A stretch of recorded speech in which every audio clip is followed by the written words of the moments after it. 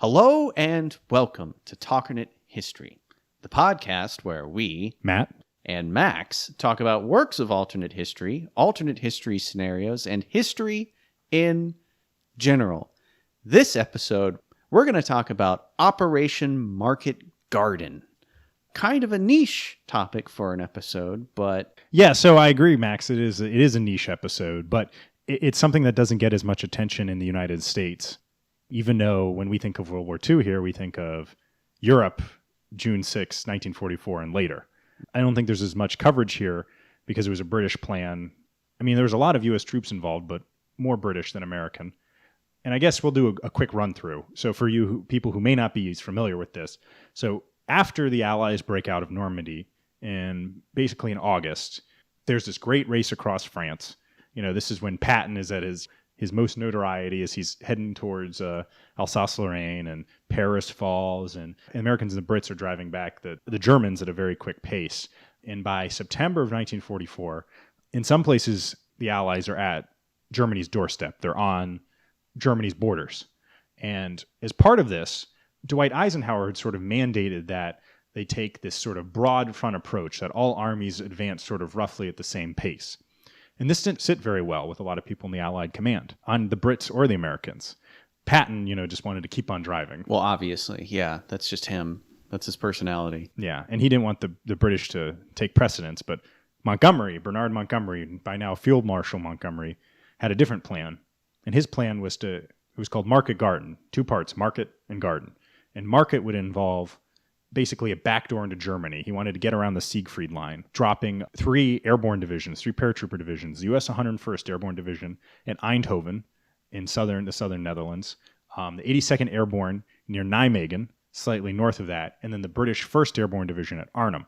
And the British 1st Airborne's goal was to secure a bridge over the lower Rhine at Arnhem.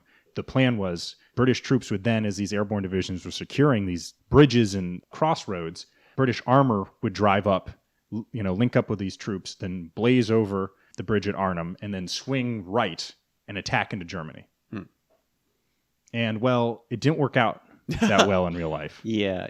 It's one of those big Allied failures like the Dieppe Parade and stuff like that probably partially why we don't really talk about it that much these days is because it didn't really go as planned. Yeah, no, I mean, it doesn't get a whole lot of attention because it's not like Normandy and it's not like the Battle of the Bulge. There has been some media on this. I mean, A Bridge Too Far, great 1970s movie that really, for a movie of its time, does a good job of catching what sort of a disaster this was. And then also Band of Brothers has several episodes set in it that are in the Netherlands and also show the difficulties of fighting there. But ultimately what happened is that the 101st Airborne secured its objectives pretty quickly. The 82nd Airborne had a whole lot of bridges to take around. They'd take bridges over the Wall River near Nijmegen, and they also had to take bridges over the Maas River. And they managed to secure them after some very heavy fighting. But the problem is the British troops were delayed in getting to them because they had to basically head up this one narrow road. And that's a great recipe for armor to get ambushed. So there was difficulties with that. And then some of the airborne troopers got delayed. The British 1st Airborne at Arnhem was in really bad straits because they were the smallest of the divisions, probably had the least amount of heavy provisions, anti-tank weapons. They landed 8 miles away from the bridge at Arnhem that they'd have to march to by foot. Yeah. So from what I understand, the planning committee that put this job together, they expected way, way, way more anti-aircraft stuff clustered around these bridges than were actually there in reality. So they played it extremely safe and dropped these people super far away, like a huge slog to even get to the bridge in the first place, giving the Germans lots of time to prepare. Yeah, and it wasn't just that. It was that the Allied intelligence hadn't picked up on the fact that the 9th and 10th SS Panzer divisions were rebuilding in the area at the time. In fact, they landed Field Marshal Walter Model's headquarters. Model was sort of the leader of the army group that covered most of the Western Front, was in Oosterbeek, which is like 3 miles away from Arnhem. So I don't know why they didn't pick up on the presence of these divisions. They weren't battle-ready divisions, but they still had tanks and still had troops in them. So they counterattacked the British. Only part of one British battalion managed to actually make it to Arnhem, to the bridge. They only managed to secure one end of the bridge. There's a whole hell of a lot of fighting. Eventually, the Brits were cut up pretty bad. The British land forces, after much delay, managed to reach the southern bank of the Lower Rhine outside of Arnhem, but they couldn't secure the bridge, and whatever troops were left were sort of ferried over. But really kind of a disaster, and not crushing, but the plan did not live up to its expectations. Right.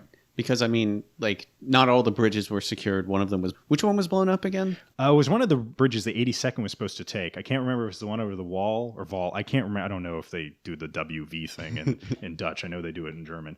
Or the one at the Maas River. I think some of the 101st bridges were blown too, and they show that in A Bridge Too Far. I highly recommend that movie, people. So great. I used to watch the movie all the time when I was growing up. It's kind of faded from view, but... very good film. I hear that movie actually has real veterans who were in Market Garden in the film. I believe so, and I know that there were several generals who were involved in Market Garden, as in, I believe the British 1st Airborne Division commander was still alive when that movie was made. So, I think he's credited as, one of the main advisors on it. It was pretty accurate because, he lived it.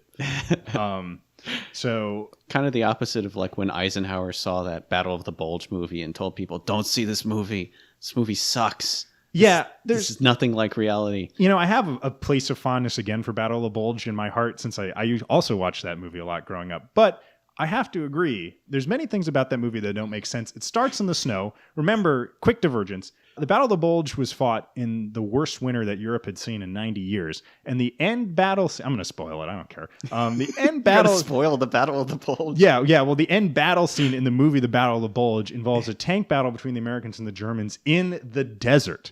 And it's because the movie was filmed in Spain. But holy crap, guys. Come on.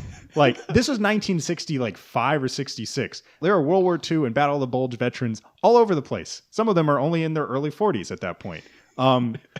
It's not like they made it today and there's there's not that many veterans around from then. Sorry on my rant, but come on. Not to mention that the Germans used Patton tanks in that movie. Yeah, pretty much every movie from that era except for Kelly's Heroes just used, American Patton tanks because it was just easier. So that, Kelly's Heroes, and then the next movie I can think of that actually tried was Saving Private Ryan. Mm. And then Fury, of course, is the most recent one. Yeah, but those aren't just mock-ups. That Tiger tank is real. It's the only Tiger tank functional in the whole world. But asides, we're getting distracted. Yeah, Market Garden. I think what we wanted to talk about today is just sort of, Market Garden is this fascinating sort of, it just seems like the Allies were just doing everything right.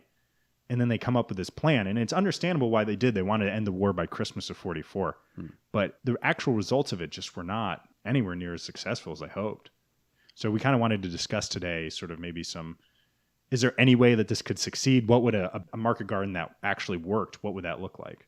Well, there's the obvious changes would be stuff like landing closer to these bridges. Maybe land on both sides of the bridges instead of just on one side.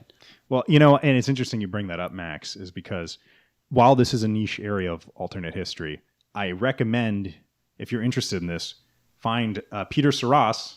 Oh, boy. He did a collection, Battle of Bulge scenarios, 10 of them, just like, Rising Sun Victorious.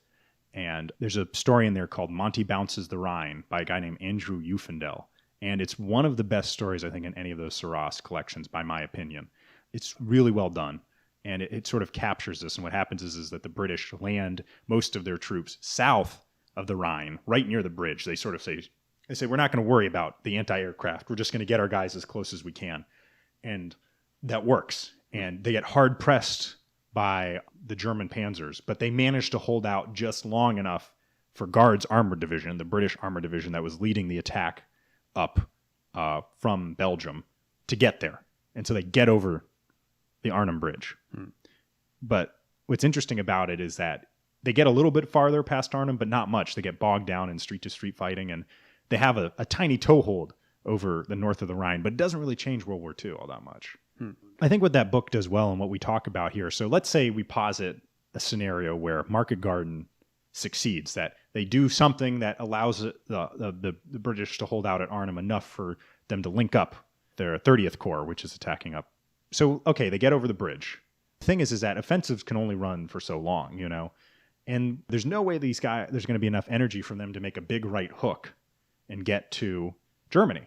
And then again, you attack north. You have to think about this tactically. So what used to be called the Zuider Zee, which I think is now called the Jesselmeer, it's this big lake in Holland. And really, the Brits would have to have reached that, cut the country in two before they can attack right. But let's say you do that. So you get north of Holland, you get to the Jesselmeer. Your forces are going to be pretty strung out. So you're going to have some armored units, probably reinforced with some paratroopers, and pretty much light infantry, not a whole lot of stuff. Yeah, not a whole lot of anti-tank stuff. They drop with what's on their back. They're not a whole lot of heavy equipment. And so let's say they've reached this point. What are the Germans going to do? They're going to counterattack. Yeah. They've got this perfect salient. Remember, there's German soldiers on the coast of Holland, and then there's German soldiers in Germany. They're going to attack. They're going to attack simultaneously. This very thin line in what is probably not very defendable country out there in the middle of, There's not a whole lot of hills in the Netherlands, from what I've been told. Yeah, not really. Dig a foxhole. There's a lot of water in it. But so that happens. So if there's these counterattacks, and that reminds me of a great quote. I don't know who said it. The saying goes like, "He who has not fought the Germans does not know war." And German tactics of the time were very much emphasized the counterattack. You fight on the defensive, you wear down your opponent, you may have to give ground, but you're flexible, and then you counterattack. And what a perfect opportunity. You've got most of a couple British divisions strung out on this big, long salient. You're going to counterattack. Remember, there's 2 panzer divisions in the area, and they could probably move more to the area to reinforce them. So, I mean, yeah, it was bad to lose the British 1st Airborne at Arnhem, but what happens if you have a whole British armored division, plus a paratrooper division, plus any other units being ripped, cut up to pieces in this country, this mobile country that's good for tanks north of Arnhem? The Brits don't benefit from that at all. So it kind of makes you think, like, if a market garden succeeds, it might even be significantly worse for the Allies. Yeah, I mean, the problem is when you think about this is that this plan just seems to have been thrown together too fast. Uffendel's scenario, where they sort of grind to a halt maybe 5-10 miles north of the city, have a slight salient over the Rhine, that's about as manageable as you're going to get. You're not going to have... I think there's just overestimating the capabilities of the Allies at this point. And however, the longer a salient like that gets, the more vulnerable it is to counterattack. So in some ways, Eisenhower's approach may have been right. And look, the Germans counterattack in December of 1944. So there you go. Against the Americans. It's... So you wonder whether this plan I don't know where it's going to go. There's a lot of problems with this plan. A lot of problems. I remember there was also like a bad weather. Bad weather prevented a lot of these landings happening on a timely fashion or landing where they were supposed to land. Yeah, there was a lot of mix-ups. Remember, I mean, paratrooper landings are not an exact science. I mean, you only have to look at what happened to the 82nd and 101st Airborne in Normandy in a couple months before that, scattered to the wind. I mean, and it's just, at this time, it just wasn't getting these landings exactly as they wanted them. I mean, paratroopers are still a very new development. Here's something, a little bit of trivia here. Did you know that during the operation, a glider crashed and was captured by the Germans, and in it they found the entire plan for Market Garden? Like the whole thing, step by step. I mean, that sort of thing is just crippling, but that happens when you can't accurately land people. Right. That's the risk you run with an airborne attack. But you wonder, well, maybe they just should have, had those resources somewhere else. Maybe they should have given them to Patton instead. Give him the airborne divisions, see what he can do. But I don't know. I wonder at this point. Remember, the Germans they're building up till December of 1944. There's still a lot of fight left in the German army, and I wonder if, let's say, Patton tries for something. There's another scenario in that Battle of the Bulge book where he does that as well. They give the resources to Patton to do something, like attack kind of like this. Not in Netherlands, farther south, but still. Again, a attack like that, you're going to expose yourself to counterattack.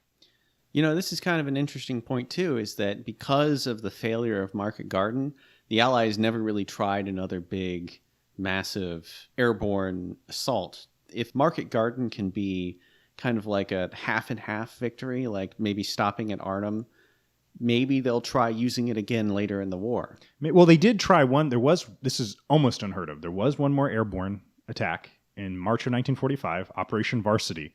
the British 6th Airborne Division, which is the guys who are at Normandy, and the U.S. 17th Airborne Division, which did not see a whole lot of action in Europe except for this, were actually landed near the Rhine to assist with Montgomery's offensive to get over the Rhine, north of the American positions. And it was a relative success, not a disaster, but it was much more limited because of Market Garden. Right. So maybe if Market Garden kind of works, they're going to think of cast a wider net, because pretty much the other airborne divisions, like the 82nd, 101st, fight as infantry divisions for the remainder of the war. And the British 1st Airborne Division is so shattered that it can't ever recover. So, I mean, Market Garden's a very interesting. There's just not a whole lot. I mean, I hate to say it, but every scenario we could think of just doesn't end up very well. It very well could be a whole lot worse. Here's an idea for you. What if there is no Market Garden? There's no attempt at it at all. Like, let's just say Montgomery, he kind of sticks to his guns and is more conservative like he was throughout the previous parts of World War II. What could we see then? Well, I think there's a couple options that they have. I mean, a broad-based offensive is still going to defeat the Germans. The Germans are still going to attack in the Ardennes. But remember that Market Garden, even though they didn't succeed to getting to Arnhem, they still got 50, 60 miles into the Netherlands. So that stretches your lines out.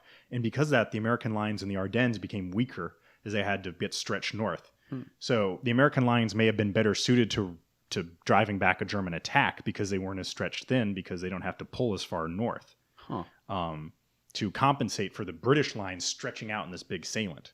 And another thing they could have done is focus on something that was kind of ignored at the time, was opening the port of Antwerp. So by September of 1944, history lesson, guys, the port of Antwerp itself was captured. But the estuary that leads into Antwerp doesn't sit right on the sea. There's a big, long estuary that's like almost like a canal, 60 miles long or 50 miles long, crazy distance, that had to be cleared of these German troops. And Antwerp wasn't open until like late November of 1944. So a lot of these supplies the Allies were getting had to go all the way from Normandy to get to their lines, because a lot of the channel ports still had a lot of the German garrisons still sort of held out. They're bypassed by the Allies as they move north. So maybe Antwerp opens earlier. Maybe Montgomery focuses more on that. So it helps the supply situation. But the Allies aren't going to lose the war, but I just don't see what they can do. I feel like it's going to play out relatively the same as it does now. I mean, they're going to get over the Rhine at one point or another. Maybe they use airborne troops in early 45. I don't know. It's hard to say. Interesting to talk about, but this isn't where you're going to see any world breakers. I just can't think of you can tell here, we try and keep it as realistic as possible. And boy, oh boy, it's hard to see a situation in which Market Garden, as it's planned now, is going to work. There's a lot of crushing realism involved in Market Garden. Yeah, absolutely. It may have averted a greater disaster later on with something even more ambitious.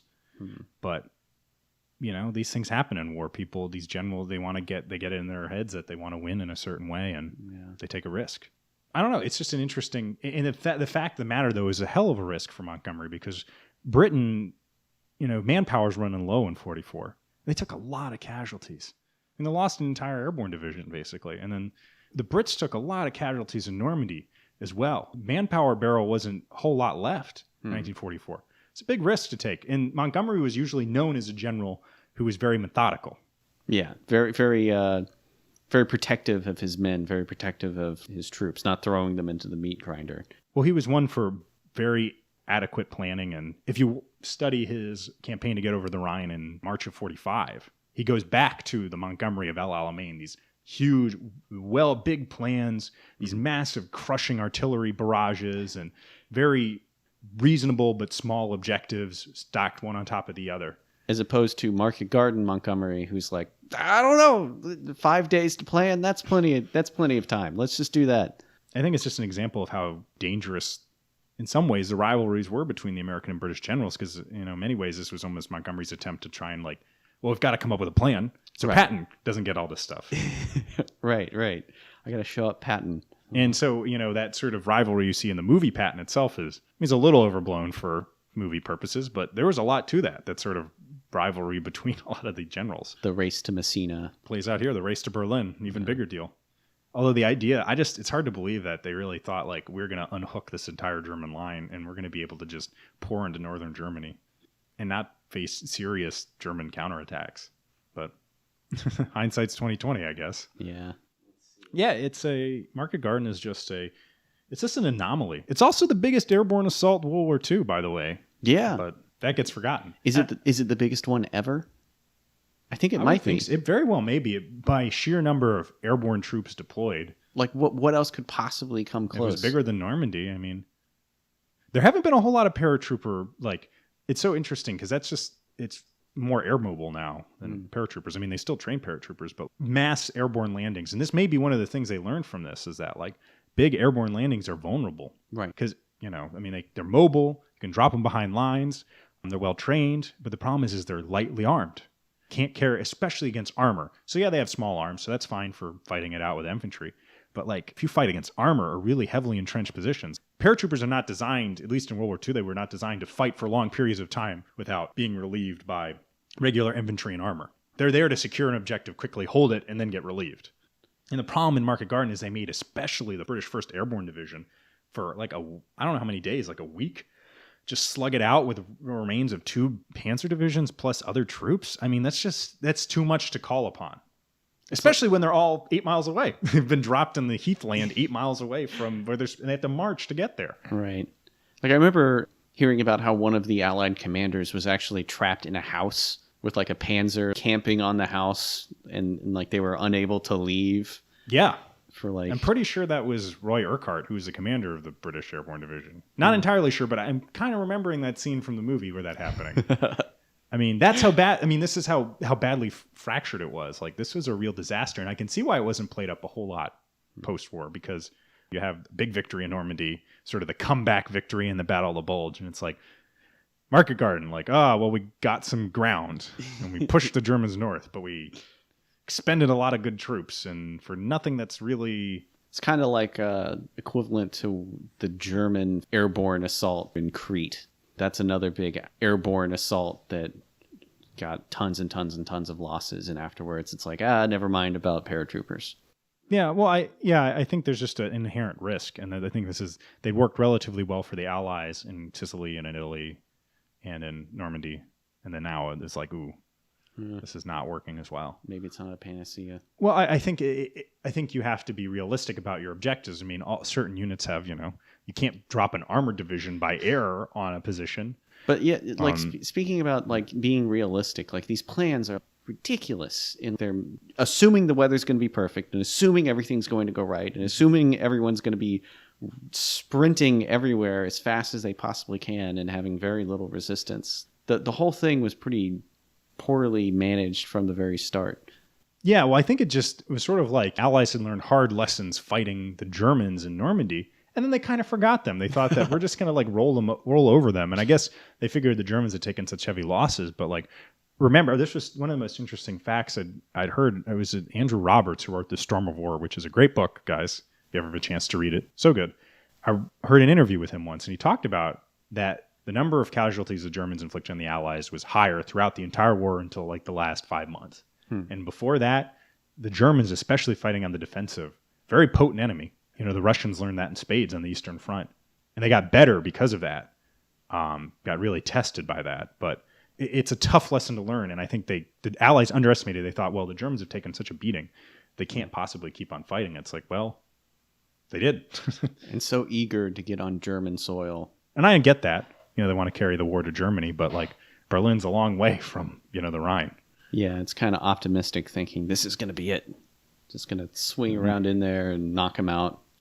When people are eager to end the war, people like bold, because the bold military stroke that wins, that guy goes down in history. But for every one general who's had the bold stroke of action, there's been probably a dozen of them that tried and just got creamed.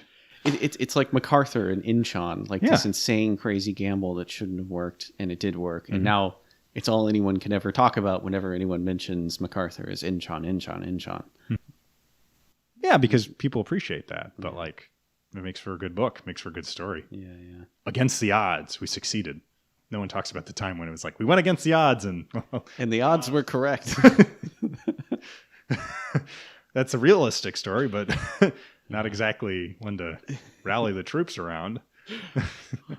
It's so interesting because I'm just surprised, I guess, by the lack of exposure Market Garden gets, simply because, remember, the war in Europe, the ETO, the European Theater of Operations for the Allies, this is Northwest Europe, we're not talking about Italy, is basically 11 months. June 6, 1944 to May 8th, 1945. 11 months. This is a huge part of it, Market Garden, and it just doesn't get any attention.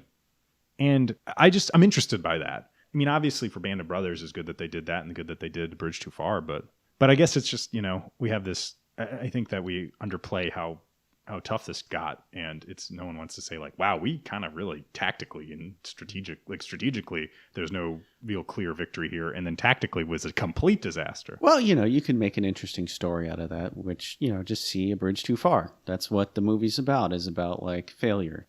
Very brave people, but just getting thrown into a pretty crappy circumstance. It's an interesting reflection on World War II, and it's a fascinating campaign. But when you really think about it, at least for our alternate history purposes, there's really this isn't like there's a really great ending to this anyway. Like, if the Allies play the cards close to their chest, more conservative, they're not gonna lose.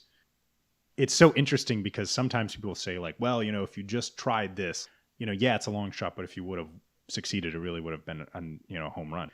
Actually, like in some ways, it's better that Market Garden failed because holy crap. I mean, imagine the disaster like that. If you get over the Rhine and a whole British Corps gets destroyed. I mean, what is that going to do? Well, that's a great question. What is that going to do? Like, what if Market Garden was like a spectacular disaster?